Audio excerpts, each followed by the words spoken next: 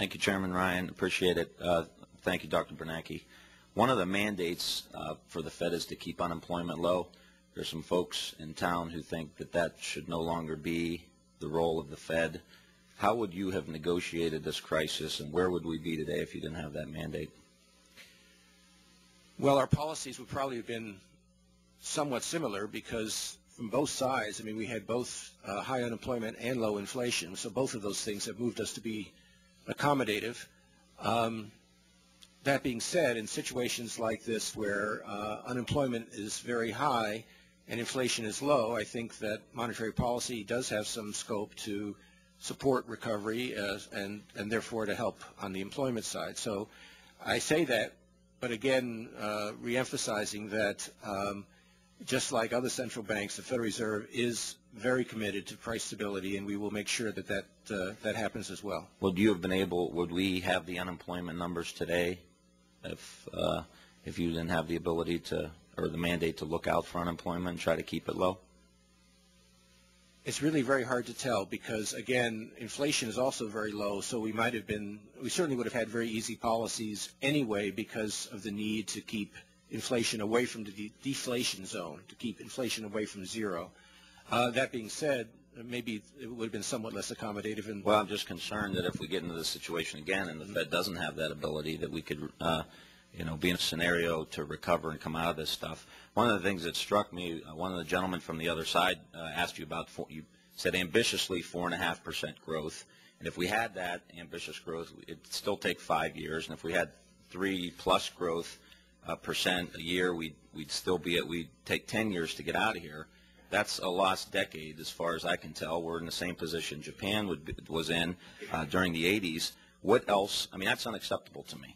I mean, I'm from Ohio. We have cities in my district that are 10, 15% unemployment. Crime's going up. We have all these social problems that are happening because people are out of work. What else could we do here from the legislative side that could help drive that number down quicker? It's very difficult to know easy answers given where we are. The one suggestion I have, and I've been trying to reiterate this, is that even as you're looking at budget cuts and balancing the budget, all of which is very important, it's also important to be thinking about the composition of what can you, for example, can you make the tax code more growth friendly? Can you improve the way your spending is allocated? Put additional investments in infrastructure, like you mentioned, $50 billion, $100 billion in the next year or two for infrastructure that needs to get done anyway, in education, in job retraining, that would put people directly back to work. Is that something that would help drive down this unemployment rate quicker? What I'd like to see is that combined with if you do that, I'd like to see it combined with a longer-term perspective that maintains budget discipline, over the next few years. Otherwise, a risk might be that interest rates would go up, and that would undo some of the benefits. I think we're all in agreement that the long-term demographics and healthcare costs, and that's what we tried to deal with the healthcare reform bill, which CBO said was $1 trillion in the second decade. And almost $200 billion in the first decade. That's what CBO is saying. And also some disincentives to work that were mentioned earlier.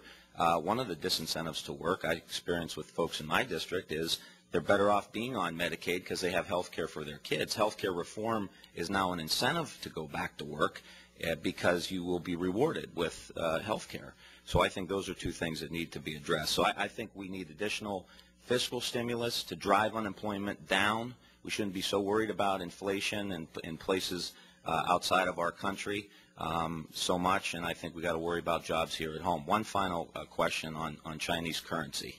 Do you still believe that the Chinese are manipulating their currency? And if they are, is that fueling the inflation in China? And how is the manipulation of Chinese currency affecting our ability to recover here in the United States? So I just wrapped three into one. Their currency, the renminbi, is undervalued. It would be both in our interest and in Chinese interest for them to raise the value of their currency, and it would help them with their inflation problem.